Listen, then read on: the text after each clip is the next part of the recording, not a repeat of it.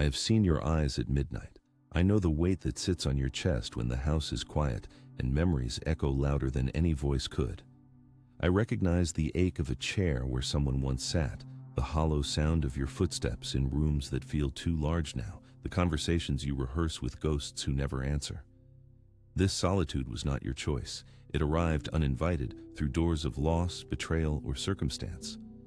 But I tell you with the certainty of one who has walked through fire, what feels like abandonment is actually the clearing of space for a deeper meeting with yourself and with God. When my beloved teacher Shams disappeared from my life, I thought I had been left with nothing but grief. I searched the streets of Damascus calling his name until my voice grew hoarse. My companions worried as I refused food, as I turned away from sleep, as I sat motionless staring at doorways he would never again walk through. The pain of his absence carved a canyon through my chest so deep, I believed nothing would ever fill it. I understand your solitude because I have lived inside its walls. I walked the streets of Konya in the early hours before dawn when the world still slept. The silence wrapped around me like a cloak as my footsteps echoed against stone walls and empty alleyways. Each step felt heavier than the last, as if gravity itself had grown stronger in the absence of those I loved. The market stood empty. The voices that normally filled the air with bargaining and laughter were silent, and I felt utterly alone in a world that continued without pause or recognition of my pain. God seemed distant then, as if hiding behind clouds too thick for prayer to penetrate. I spoke words of devotion that felt hollow, wrote phrases that had lost their meaning now that the ground beneath my faith had shifted. In those darkest moments, I learned the first lesson of true solitude. Abandonment is not the absence of love, but its purification. When every human comfort has been stripped away, when the voices of approval or distraction have gone quiet, when you stand completely naked before the silence, only then do you discover what remains. And what remains, my friend, is the essential. The gold hidden beneath the dirt of accumulated attachments, the flame that cannot be extinguished by any wind, the truth of who you were before the world told you who to be. La soledad no es tu enemiga, es tu maestra. Solitude is not your enemy, but your teacher. The empty room is not a prison, but a temple where a different kind of conversation can finally begin. The silence is not abandonment, but God's invitation to listen more deeply. This is the counterintuitive wisdom I offer you. What feels like isolation is actually intimacy in disguise. What feels like absence is presence of a different quality. One evening, as I sat alone watching the stars emerge one by one across the darkening sky, I noticed how each star became visible only as the light of day receded. The darkness did not create the stars, they were always there, but the darkness revealed them. And so it is with the treasures hidden within your own soul. They have always been there, waiting to be discovered, but you could not see them in the blinding light of constant companionship, in the noise of endless activity, in the comfortable numbness of never being truly alone with yourself. I placed my hands on the earth and felt its solidity beneath me. I watched ants building their pathways, each one knowing its purpose without hesitation. I observed the moon rising, faithful to its course night after night, without need of instruction or praise. And slowly I began to understand that I too was held by forces larger than human companionship. That beneath the pain of separation lay a different kind of connection, not to one particular being, but to being itself. Not to one source of love, but to love itself. I began each day with a ritual so simple it seemed foolish at first. Before opening my eyes, before rising from my mat, I would place one hand over my heart and whisper, "I am not alone. God breathes with me. This moment is complete." These were not empty words to convince myself of something untrue. They were a remembrance of what I had forgotten in my grief, that solitude had stripped away the false and revealed the true. I invite you to try this practice. For just 3 minutes each morning, place your hand upon your heart, feel its steady rhythm, and speak these words as if to a dear friend who doubts, "I am not alone. God breathes with me. This moment is complete." The leaves outside my window danced in patterns directed by winds I could not see. Birds called to one another in languages I could not understand. The sun warmed my skin without asking if I deserved its touch. Gradually, I realized that solitude had not removed me from life, but had given me new eyes to see the life that was always surrounding me. The connection I mourned was just one thread in a vast tapestry of belonging that had been there all along, waiting for my attention. This is the strange alchemy of solitude properly embraced. It transforms abandonment into abundance. When you cease struggling against your aloneness and instead walk directly into its center, you discover it is not a void but a fullness, not an emptiness to be filled but a spaciousness to be explored. The wound is where the light enters, I once wrote, and I tell you now with the conviction of one who has bled, your solitude is not a punishment but a doorway. In the cave of your aloneness, whispers can finally be heard. In the desert of separation, springs of living water finally reveal themselves to the patient eye. God has not turned away from you. God has cleared the room so you might finally meet without distraction. This is the counterintuitive promise I lay before you. Abandonment, when embraced rather than resisted, becomes abundance. Separation, when entered consciously, reveals connection that cannot be broken by any human departure. I promise you this truth from the depths of my own experience. The shell must break before the bird can fly. Your solitude is the breaking of a shell that has kept you from your own wingspan. Your aloneness is not a failure, but a field being prepared for new growth. Your empty rooms are not evidence of what you lack, but space being cleared for what wishes to be born through you. Begin with this small practice. Each evening before sleep, find one object in your home, a cup, a stone, a flower, anything that draws your attention. Hold it in your hands with complete presence. Feel its weight, its texture, its temperature. See it as if for the first time, with the eyes of a curious child rather than a mind that already knows. Thank it for its existence, for its quiet companionship in your life. This simple ritual of conscious attention will gradually rewire the pathways of your perception, teaching you that presence is always available, that companionship takes many forms, that no moment is truly empty when entered with awareness. Faith is not the absence of darkness, but the courage to remain open within it. Order is not the absence of chaos, but the discovery of patterns hidden within it. Discipline is not rigid control, but consistent return to what matters most. Let your solitude teach you these truths that can only be learned in the quiet. Let your aloneness reveal the strength that has always lived in your depths, waiting for circumstances that would require its emergence. As the desert teaches the nomad to find water in unlikely places, let your solitude teach you to find nourishment in the present moment exactly as it is. The ocean takes many forms, wave, foam, current, depth, yet remains one water. You too contain multitudes within your apparent singularity. Your solitude is teaching you to be complete within yourself, not because others are unnecessary, but because your wholeness exists prior to and independent of their presence or absence. This is the gift waiting at the heart of your aloneness, the discovery that you are never truly abandoned, because what you essentially are cannot be left. I have walked through the valley of grief where you now stand. I have felt the ground disappear beneath my feet when news arrived that changed everything. I have known the moment when a person who was there yesterday is suddenly nowhere to be found today.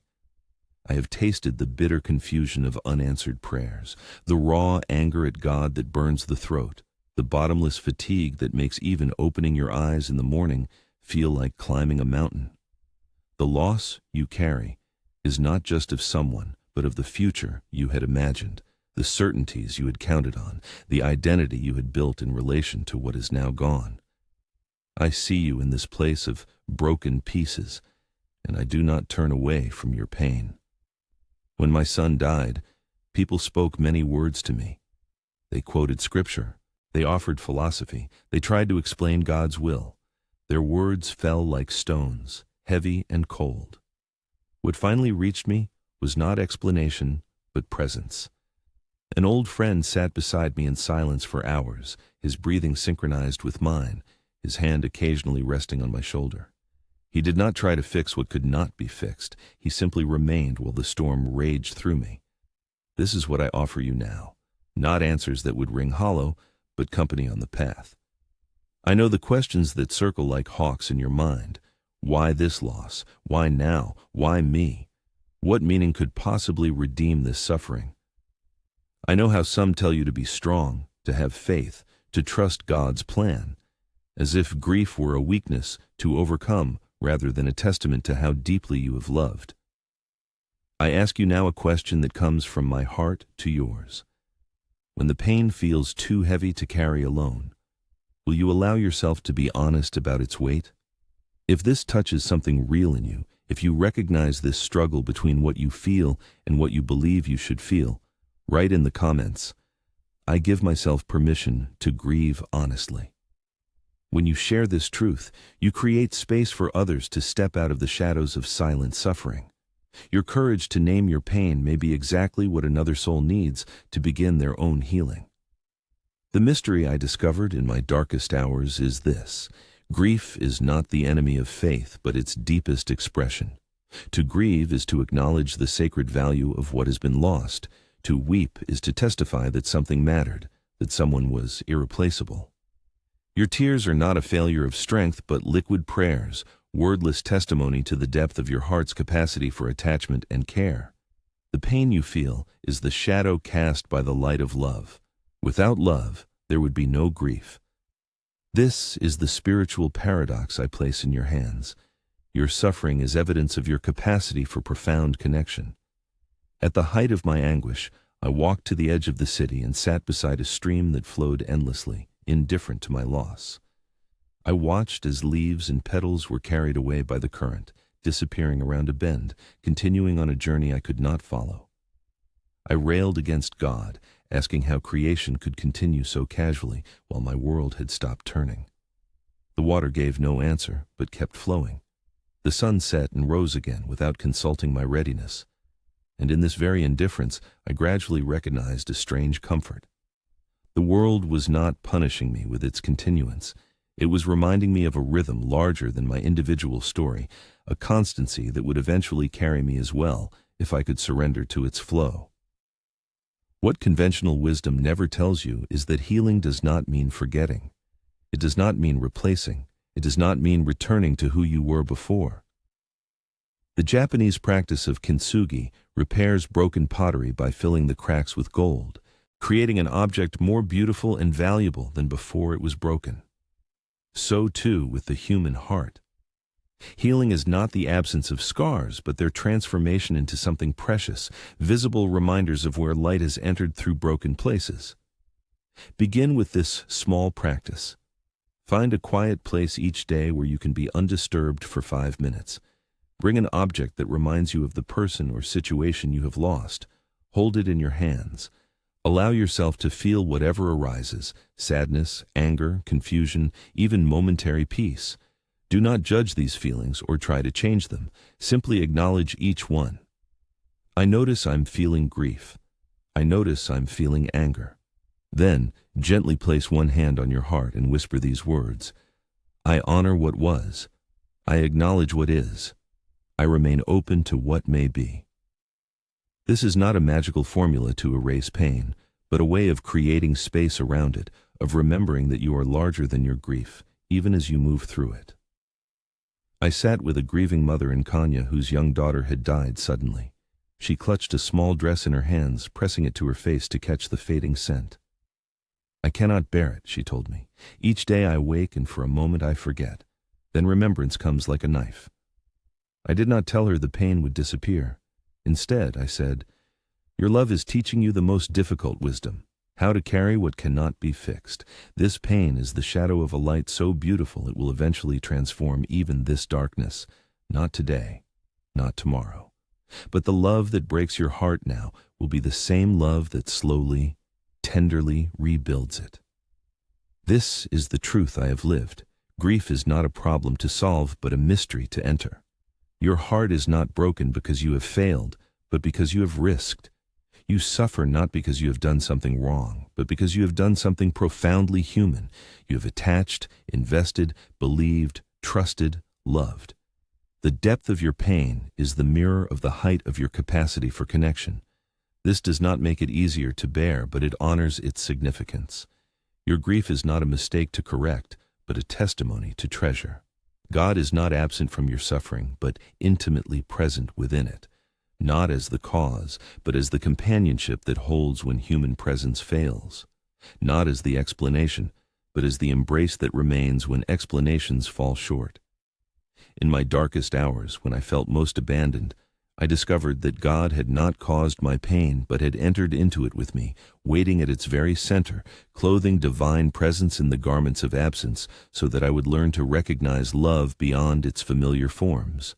If these words are touching something deep in you, if you feel this conversation is for your soul, subscribe to this channel. Here, I share teachings for those seeking truth, transformation, and the awakening of the heart. Activate the bell so my words continue reaching you. In moments when you need them most, the seed must surrender to darkness before it discovers its nature as a flower. This is the wisdom your grief is painfully teaching. Something is being transformed in the darkness of your loss, not in spite of your suffering, but through it. The very weight that seems unbearable now is carving depths in your soul that will eventually hold greater understanding, greater compassion, greater capacity for authentic presence than you could have developed any other way. Create a small altar of remembrance in your home, nothing elaborate, perhaps just a shelf or corner where you place one or two objects that connect you to what has been lost. A photograph, a memento. Each day, light a candle there for just 1 minute. This is not to dwell in the past, but to honor the continuing presence of love that transcends physical separation. This simple ritual acknowledges both the reality of loss and the reality of ongoing connection. It creates a designated space for your grief, rather than allowing it to occupy every room of your heart. As you walk this difficult path, remember, healing is not linear. It does not follow a predictable timeline or consistent trajectory. Some days will feel lighter, and then for no apparent reason, the weight returns full force. This is not failure. It is the natural tide of grief, flowing and ebbing according to its own wisdom. Faith is not the absence of darkness, but the courage to remain open even when the light seems distant. Order is not the absence of chaos, but the gradual discovery of meaning within it. Discipline is not rigid control, but the consistent return to practices that ground and center, even when they seem to make no immediate difference. I have known the bitter taste of starting again from nothing. I have felt the shame of collapse, the exhaustion of gathering scattered pieces, the fear that whispers you have fallen too many times to rise again. I have watched habits I swore to abandon return like unwanted guests, stronger for having been temporarily evicted. I understand the voice that haunts you in the dark hours, saying you are weak, unworthy, beyond redemption. I know how it feels to stare at the mountain of reconstruction before you, wondering if your depleted strength will be enough even for the first step. Hear me when I tell you, the very fact that you are still here, still breathing, still longing for something better, is itself a miracle worthy of recognition. I wandered lost in Damascus after losing everything that had given my life structure and meaning. My reputation, my position, my certainties, all gone. I found myself sitting in the dust outside a tavern, watching men stumble in and out, their eyes glazed with temporary escape. For a moment, I envied them. How simple it would be to surrender to numbness, to trade this sharp, clear pain for comfortable fog. I reached toward the door, my hand trembling with desire for relief, any relief. Then a curious thing happened. A small bird landed near my foot, pecking at something invisible to me in the dirt. It worked with such focus, such present attention to its humble task. It neither worried about yesterday nor planned for tomorrow. It simply was, fully engaged with the moment before it. That bird became my teacher. I watched it until it flew away. Then noticed the particular quality of orange in the setting sun, the specific pattern of shadows cast by palm leaves against stone walls. I felt the evening air cooling against my skin, heard distant voices calling children home for supper. The world continued in its ordinary miracles, while my extraordinary pain insisted nothing would ever be right again. The contrast shook me awake. Which was more trustworthy, the voice of despair that claimed to know the fixed future, or the present moment offering its simple gifts without promise or threat? I chose the latter, not because it was easier, but because it was truer to what I could actually verify with my own senses. I decided to trust what was directly before me, rather than the predictions of my frightened mind. Here is a counterintuitive truth I discovered. Beginning again is not failure, but initiation. Every master was once a beginner, not just once, but many times. The oak remembers being an acorn. The butterfly remembers dissolving inside the chrysalis. Nature understands that transformation requires periods of apparent collapse, of returning to elemental form before reemergence. Your need to start again is not evidence of weakness, but of courage. The willingness to remain teachable, to admit when a path has become destructive, to risk the vulnerability of novicehood rather than cling to the false security of familiar damage. The temptation when rebuilding is to begin with grand gestures, sweeping promises, complete transformation overnight. This approach fails because it treats recovery as an event rather than a practice, a destination rather than a pathway. I learned instead to honor the power of the small and consistent over the large and sporadic. When I lost everything, I began not with elaborate plans, but with one conscious breath, then another. Then the deliberate placement of one foot in front of the other, the steady rhythm of simple presence gradually rebuilt my capacity for more complex engagement. Let me offer you a practical wisdom for your journey of resurrection. Each morning when you wake, before touching technology or engaging with others, sit at the edge of your bed with your feet firmly on the floor. Feel the solid surface supporting you. Take 7 slow breaths, counting each one silently. On the final exhale, speak these words aloud. Today, I begin again, with patience, with presence, with God's companionship. This small ritual takes less than 2 minutes, but serves as a powerful reminder that each day offers a fresh canvas, regardless of yesterday's failures or successes. It establishes the foundation of presence upon which all meaningful change must be built. I know you carry the weight of promises broken, resolutions abandoned, trust damaged. You fear that one more failure might finally exhaust the patience of those who love you, or of God, or of yourself. Listen carefully to this essential truth. Relapse is part of recovery, not its opposite.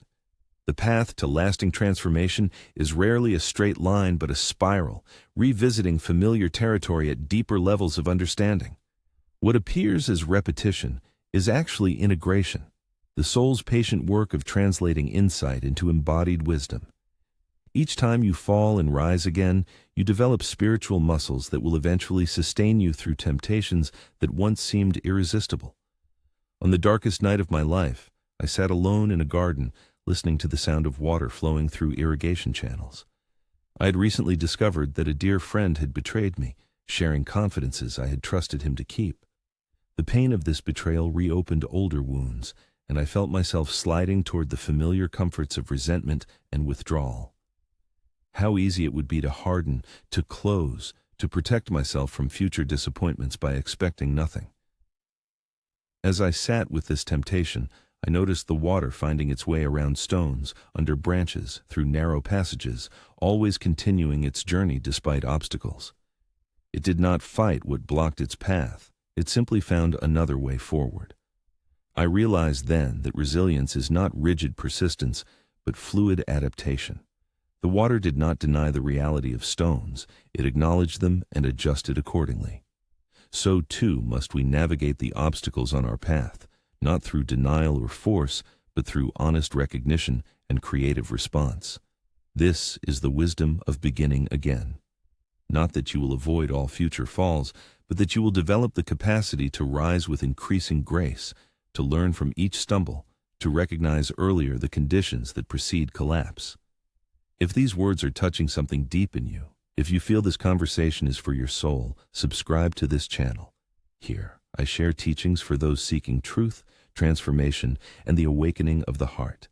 Activate the bell so my words continue reaching you. My friend, the blossom does not argue with winter. It waits and trusts the returning spring. This original wisdom applies directly to your resurrection. Your setbacks, however painful, are seasonal, not permanent.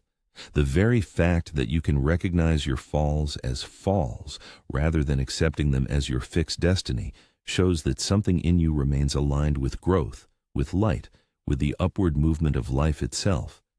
This recognition is not small. It is the seed of all genuine transformation. I offer you a simple practice that has guided countless souls through the wilderness of starting over. Each evening, take a small piece of paper. On one side, write a single sentence naming something you did well that day, no matter how modest it may seem. Perhaps you spoke kindly when anger was available. Perhaps you remained present for one difficult minute rather than escaping into distraction.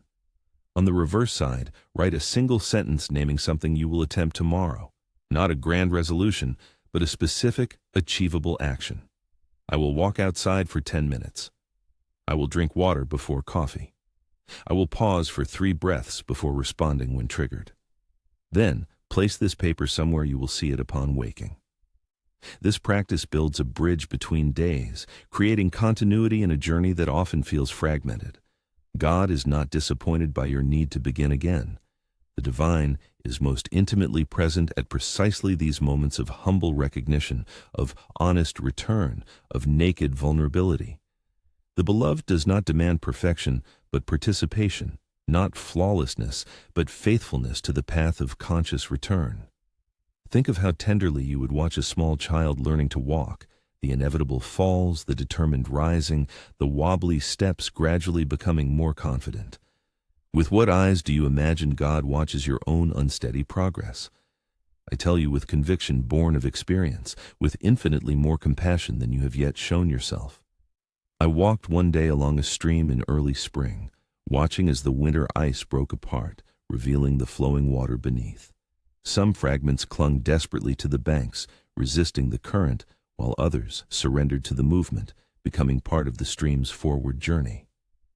I saw in this a perfect image of the human condition, how we cling to what is familiar, even when it no longer serves life, how surrender often feels like defeat, when it is actually alignment with a deeper wisdom. Your willingness to release old patterns, to admit when you have lost your way, to begin again without the armor of pretended mastery. This is not weakness, but the highest courage. Faith is not the absence of struggle, but the willingness to engage it consciously. Order is not the elimination of chaos, but the discovery of rhythm within it. Discipline is not rigid perfection, but the practice of gentle return, of coming back to center after inevitable wandering. Let these truths guide you as you rebuild. Let them remind you that your worth does not depend on unbroken success, but on the authentic engagement with this human journey in all its messy complexity. You are not loved despite your falls, but known completely within them, accompanied every step of the way by a presence that has never once looked away, not even in your darkest moments. I have observed the falcon being trained for the hunt, how it begins wild and resistant, accustomed to following every impulse, every gust of wind. The falconer places a hood over its eyes, limiting its vision to calm its spirit.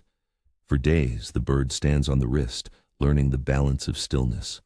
Only when it masters this first discipline does training for the hunt begin.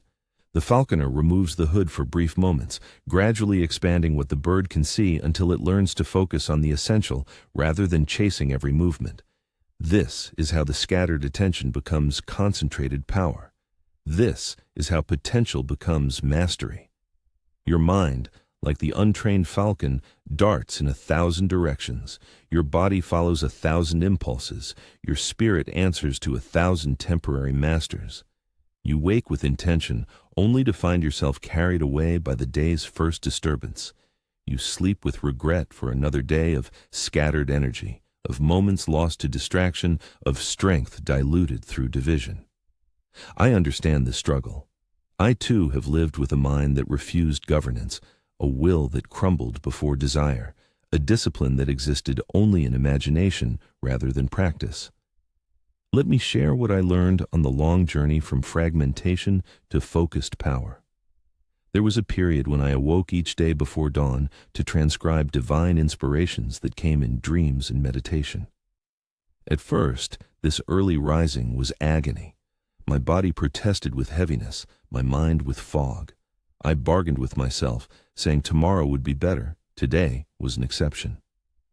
Slowly I realized the battle was not won or lost in the moment of waking, but in the moment of decision the night before, in how I prepared my space, in what time I chose to rest, in what I consumed in body and mind during evening hours.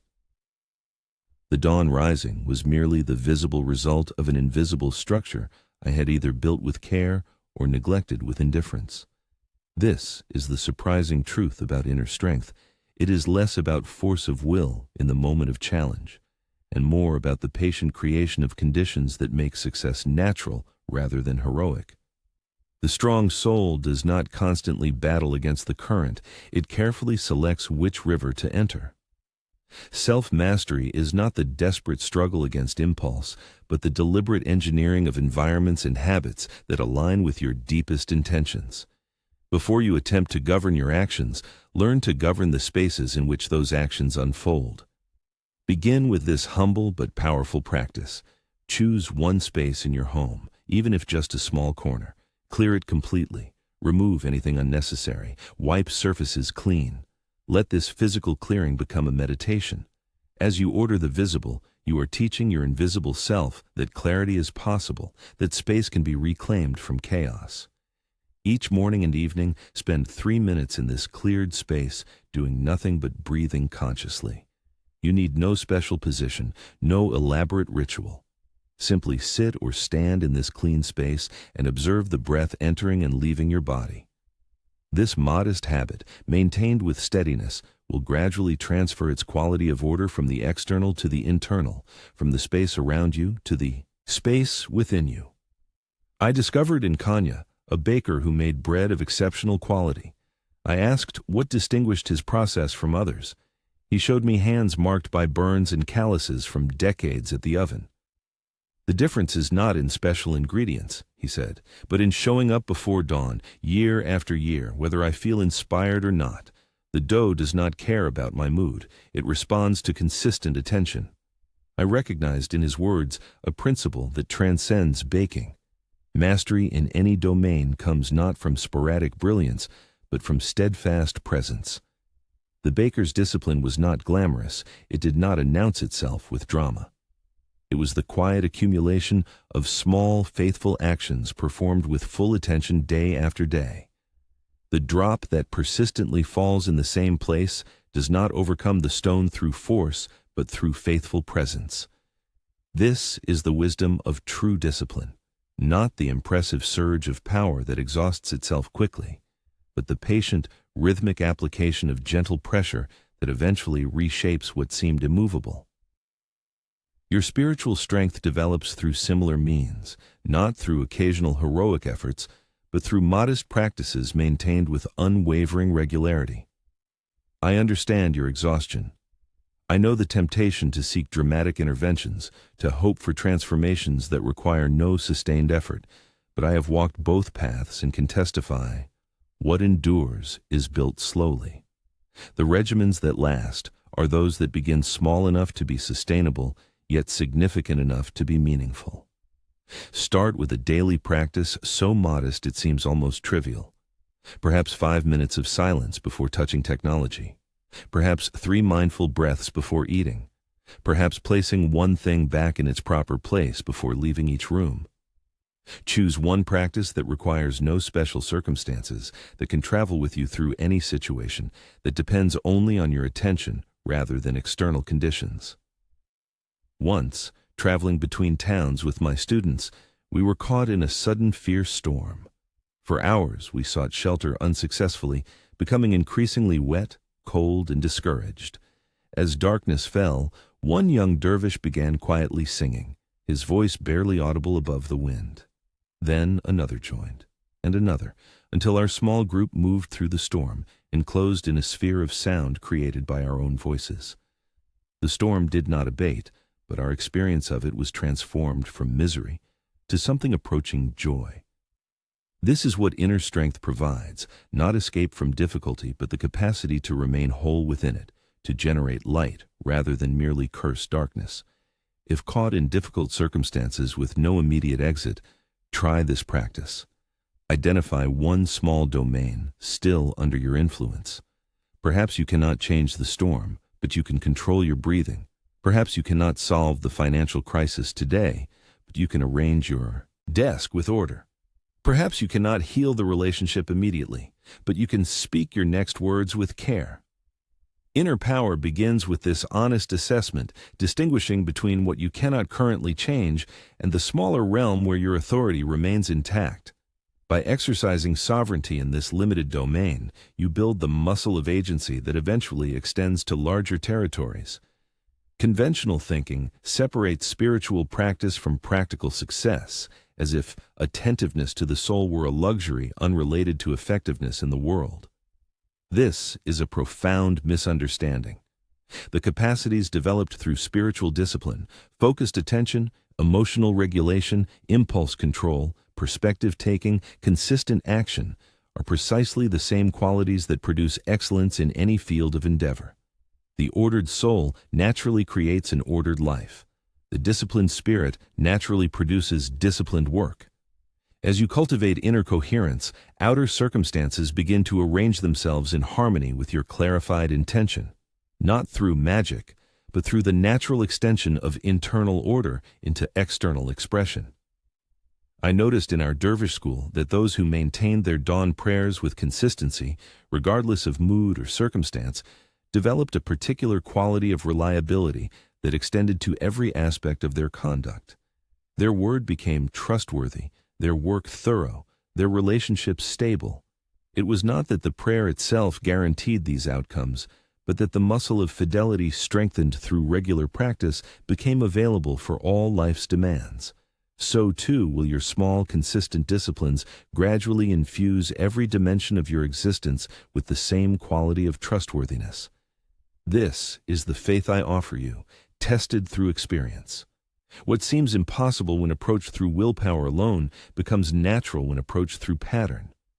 The struggle to consistently rise early, to speak truthfully, to work diligently, to resist harmful temptations, all these become easier, not primarily through increased determination, but through the intelligent design of supportive structures.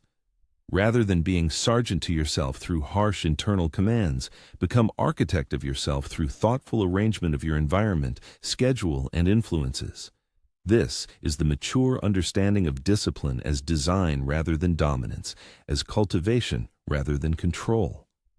God does not demand your perfection, but invites your participation in the sacred work of becoming fully human. The divine is not the stern taskmaster of fearful imagination, but the patient gardener who understands the natural timing of growth. Order is not rigid prescription, but rhythmic dance with reality as it unfolds. Discipline is not punishment for weakness, but the loving container that allows strength to develop at its own organic pace. Rest in this gentler understanding as you build your practice of steady presence, of faithful return, of humble consistency. The falcon learns to focus not in one dramatic moment, but through thousands of small adjustments, each bringing it closer to the natural power that was always its birthright. I have observed the nomads preparing for long journeys across the desert. Before departure, they study the stars that will guide them through trackless sands. They memorize landmarks. They learn to read subtle signs, the direction of wind-carved ripples, the growth patterns of sparse vegetation, the behavior of desert creatures. What appears to untrained eyes as empty wasteland becomes to them a terrain filled with indicators, a map written in the language of nature itself. So too is your life filled with signs pointing toward your unique purpose, if only you develop eyes to perceive them. Many approach me with the same anguished question: what am I meant to do? What purpose am I meant to fulfill? They speak of scattered efforts, of paths begun and abandoned, of enthusiasm that blazes quickly and dies just as fast, leaving only ashes of disappointment and self-doubt. They seek dramatic revelation, a voice from heaven pronouncing their destiny, a dream that maps their future with certainty. I understand this yearning for clarity. I, too, wandered in confusion before finding my true direction. Let me share what I learned about discovering the purpose that has always been hidden within you, waiting like a seed beneath winter soil. When Shams first appeared in my life, I was already established as a respected scholar and teacher in Kanya. To outward eyes, my path seemed set, my purpose fulfilled. Yet a nameless restlessness haunted me, a sense that my knowledge, though extensive, remained theoretical rather than lived. Shams upended everything, challenging me to release attachment to reputation, to social position, to intellectual certainty. He forced me to question what I thought I knew about my direction. This painful dissolution of established identity was not, as I first believed, a deviation from my true purpose, but the essential preparation for discovering it. The death of who I thought I was created space for who I was meant to become. This is the counterintuitive wisdom I offer you. Purpose is not always discovered through continuous building, but often through necessary dismantling. The confusion you feel may not be the absence of direction, but the presence of a deeper realignment in progress. What conventional thinking labels as failure, the abandoned projects, the periods of uncertainty, the backtracking and revision, may actually be the soul's intelligence working through trial and error to find authentic alignment. The tree does not apologize for shedding leaves. The snake does not regret releasing its skin. Nature understands that certain forms must be surrendered before new growth can emerge. Begin with this simple but revelatory practice. Each evening, reflect on the moments during your day when you felt most alive, most engaged, most connected to something larger than yourself. These peak moments might be subtle, perhaps a conversation where time seemed to disappear, perhaps work that absorbed you completely, perhaps an act of service that felt effortless despite requiring effort. Record these moments in a few words.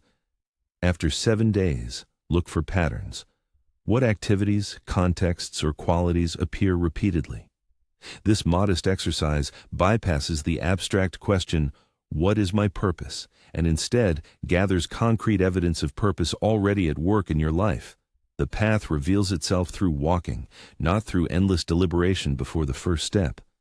I met a craftsman in the bazaar who created intricate wooden boxes inlaid with mother of pearl.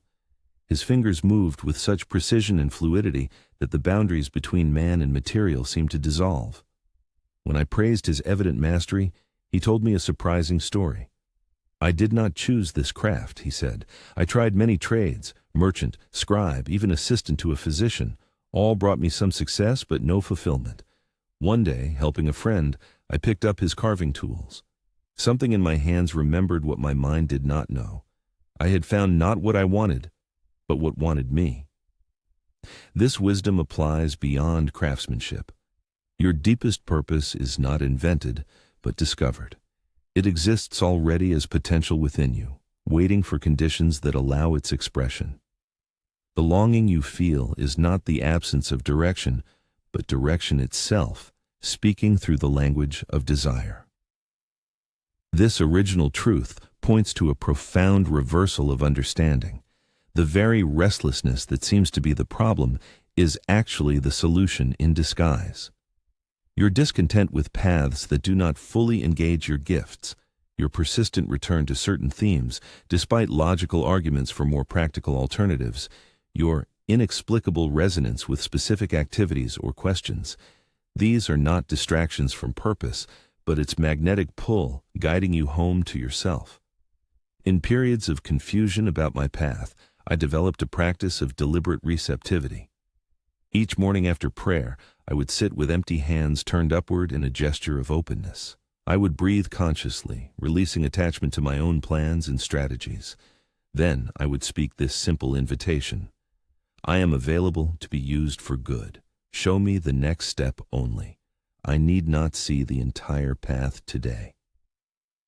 This practice gradually shifted my approach from anxious searching to attentive noticing, from trying to force clarity to creating conditions that allowed clarity to arise naturally. I offer it now to you as a way of engaging with purpose, not as distant goal, but as emerging process. Once while traveling, I encountered a stream blocked by fallen branches and accumulated debris. The water pooled and stagnated, breeding insects, developing an unpleasant odor. Local villagers had tried to dig alternative channels, but the water refused their artificial paths. Then came heavy rains that raised the water level until it finally pushed through the obstruction with tremendous force, clearing the channel in moments. The stream returned to its natural course, not a new direction, but the original flow temporarily obscured. I recognized in this a perfect image of how authentic purpose operates. It is not arbitrary. It follows channels already carved into the landscape of your being.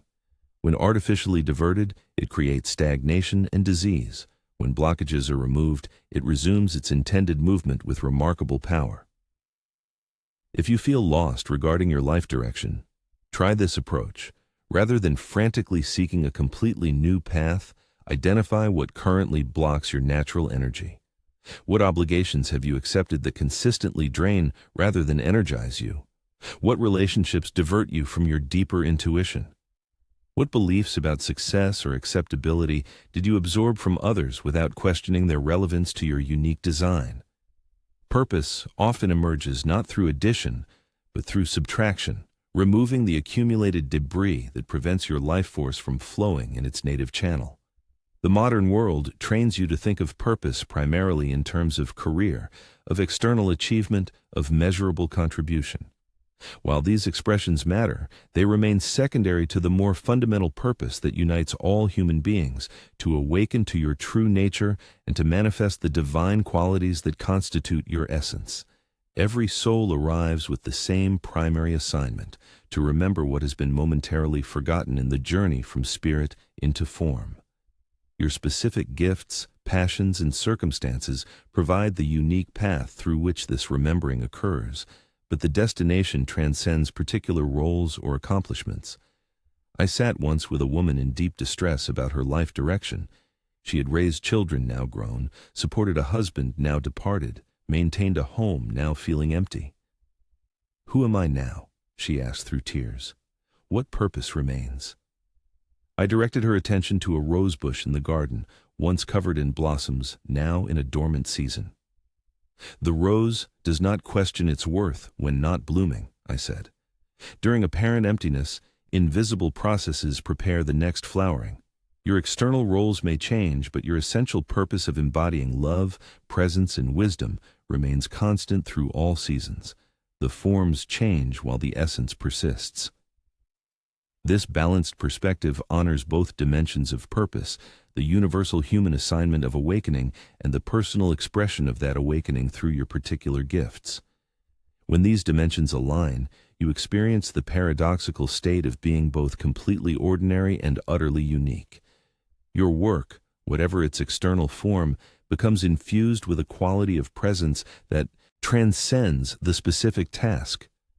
You sense yourself participating in something larger than individual achievement, becoming a conduit through which universal energies flow to meet the needs of a particular time and place. I discovered through long experience that purpose reveals itself most clearly, not in isolation, but in relationship. To others, to the natural world, to circumstances that call forth your response. The question shifts from the self-focused, "What should I do with my life?" to the more fertile, "What does life ask of me in this moment? What needs can I uniquely address? What problems activate my deepest capacities?" This outward orientation paradoxically leads to greater inner fulfillment as you locate yourself within a larger field of meaning rather than attempting to manufacture purpose through ego effort alone. If you feel adrift without clear direction, begin serving needs you can readily perceive. Visit the ill, feed the hungry, comfort the grieving, teach the eager to learn, protect the vulnerable. These fundamental human needs have existed in every era and culture. As you engage with them, notice which forms of service consistently kindle your spirit rather than deplete it. Notice which problems capture your imagination, which injustices activate your courage, which possibilities inspire your creativity. Purpose often hides in plain sight, in the causes and concerns that naturally draw your energy and attention when your heart is open and available. In our dervish tradition, we understand that the divine purpose for each soul has both universal and unique dimensions, like a vast cosmic symphony in which each instrument plays the same composition, yet contributes its distinctive voice. Faith is not passive waiting for revelation, but active participation in this ongoing creation. Order emerges not through rigid adherence to external authority, but through deep listening to the rhythm already established in your essential nature. Discipline involves removing the accumulated noise and distraction that prevent you from hearing the melody you were designed to play. God does not hide your purpose as a test or punishment, but offers countless indications of it throughout your life, in the activities that consistently energize rather than drain you, in the needs that spontaneously activate your compassion, in the questions that persist despite attempts to ignore them, in the synchronicities that seem to confirm certain directions while closing off others. The divine speaks through the language of energy, resonance, and meaningful coincidence. Your task is not to force clarity, but to create conditions of receptivity in which these subtle signals can be perceived and integrated into conscious awareness. I've observed how the desert traveler treasures each encounter at the oasis, how sweetly water tastes after days of thirst, how meaningful conversation becomes after extended silence. I know the particular ache of human loneliness, not the productive solitude that nurtures the soul, but the isolation that convinces you that you alone carry certain burdens, that your particular pain renders you unknowable to others. I have felt the walls we build for protection become prisons that separate us from the very connection we most deeply need.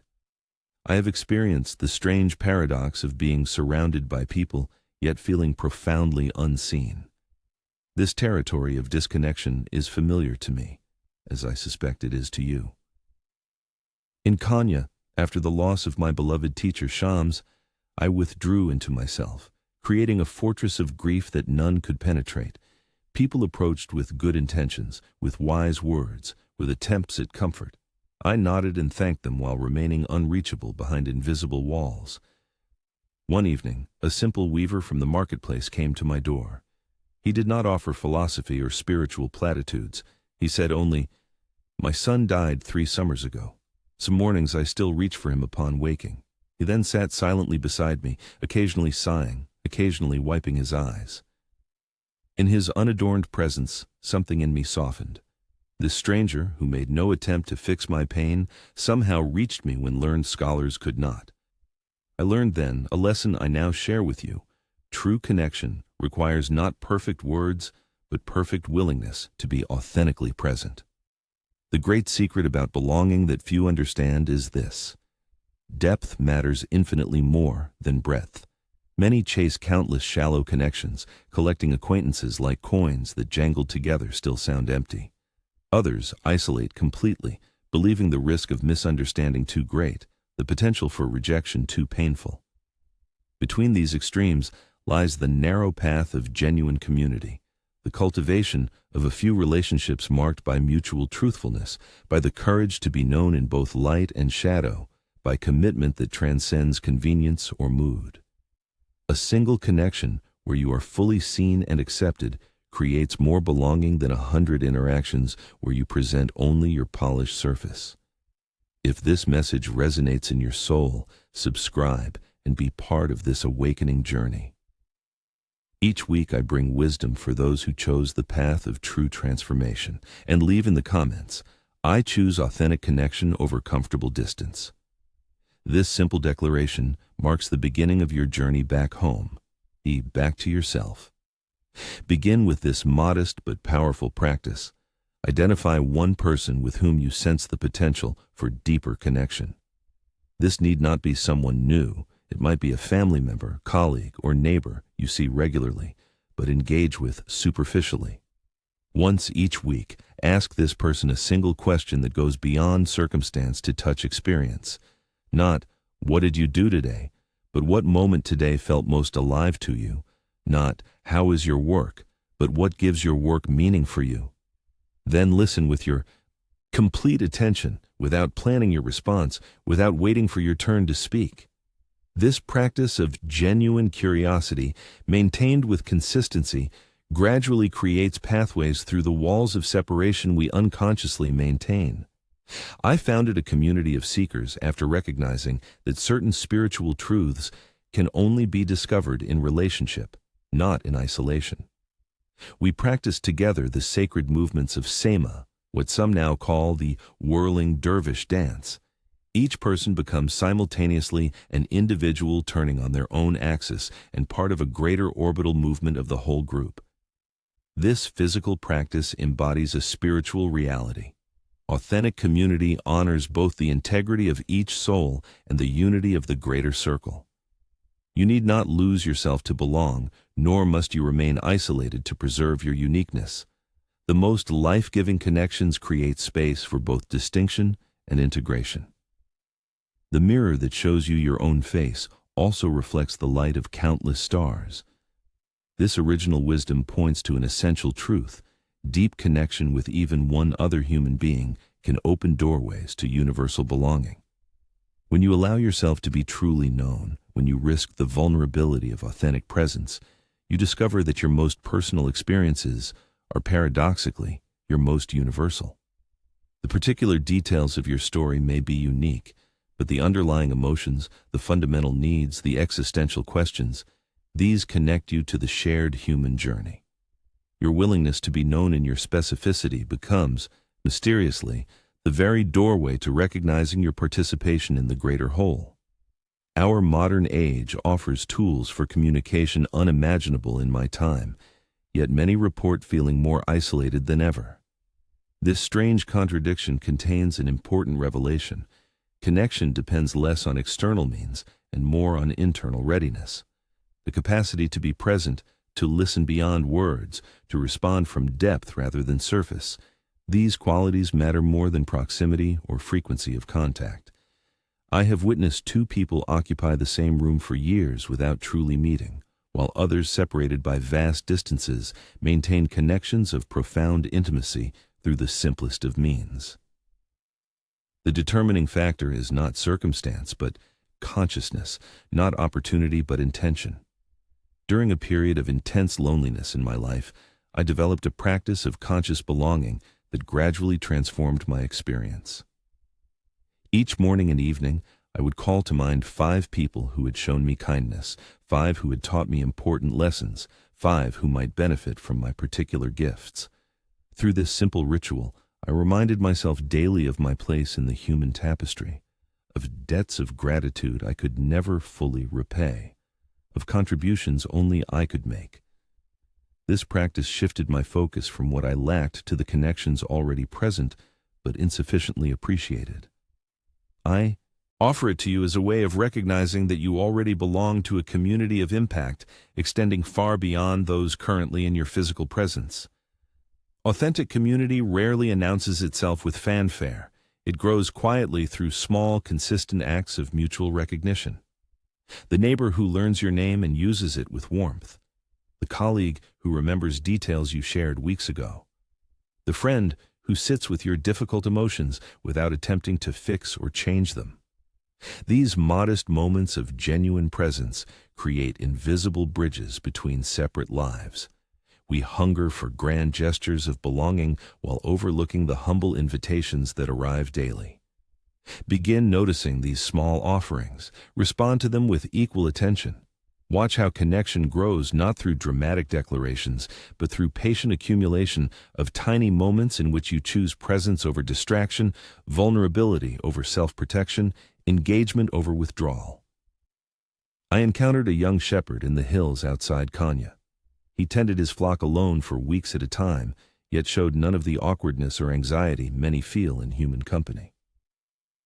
Curious about his ease, I asked what sustained him during long periods of isolation. "I am never truly alone," he said. "I speak with my sheep who know my voice. I converse with the mountains, which change their appearance with the light. I am in constant dialogue with the sky. When I return to the village, I carry these relationships with me, and this fullness allows me to be present with people without desperate need or fear." His wisdom reveals an essential truth. Our capacity for human connection depends partly on our relationship with the more than human world, with animals, plants, landscapes, silence, and ultimately with the divine presence that permeates all things. If you struggle with human relationships, begin by strengthening your connection to non-human presences. Spend time with an animal, observing its movements without demanding anything. Tend plants, noting the particular way each responds to water and light. Sit beneath a tree, feeling the simultaneous rooted stability and dynamic movement as branches respond to wind. These relationships require simpler forms of attention than human interactions, allowing you to practice presence without the complications of personality. As you develop this capacity for sustained receptive awareness, you build muscles of attention that eventually serve your human connections as well. Our dervish community included people of vastly different backgrounds, scholars and illiterates, wealthy merchants and humble craftsmen, lifelong spiritual seekers and recent converts, even some whose past contained violence or dishonesty. What united this diverse gathering was not uniformity of belief or background, but a shared commitment to presence, to truth-speaking, to recognition of the divine in each person regardless of external circumstances. True community is not built on sameness, but on the deeper unity that exists beneath apparent difference. It requires not that everyone think alike, but that everyone be committed to creating spaces where authentic encounter becomes possible.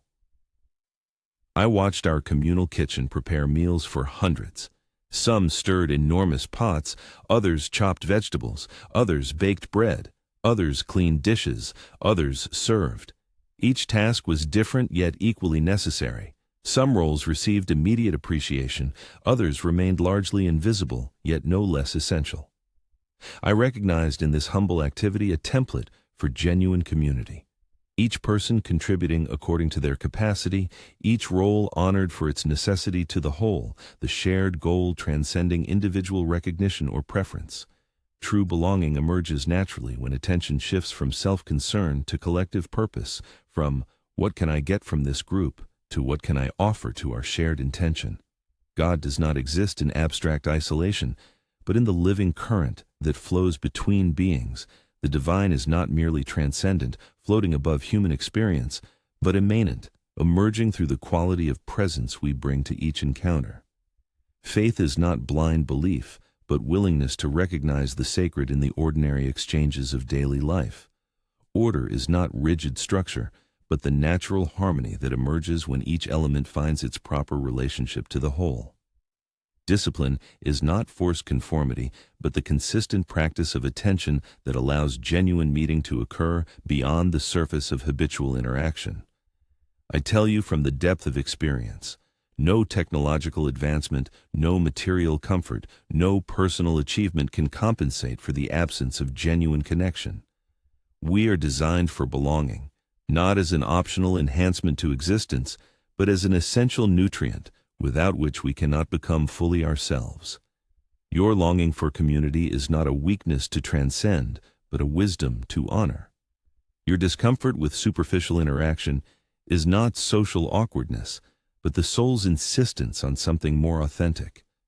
Your occasional preference for solitude over empty socializing is not misanthropy, but discernment, the recognition that not all forms of togetherness nourish the spirit.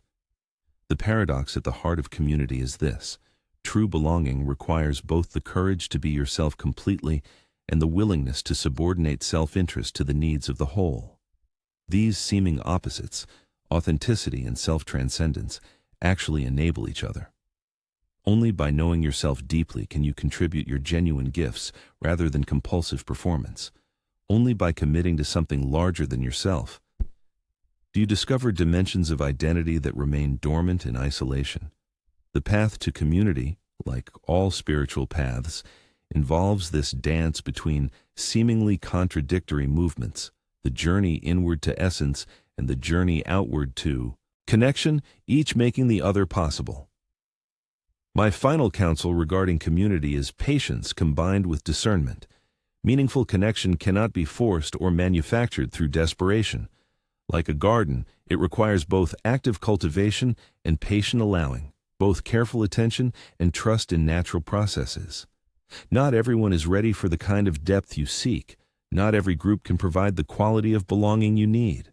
Rather than exhausting yourself trying to create connection where the essential foundations are absent, focus your energy where you sense genuine potential. Water the seeds that show signs of life rather than trying to revive what has no vitality.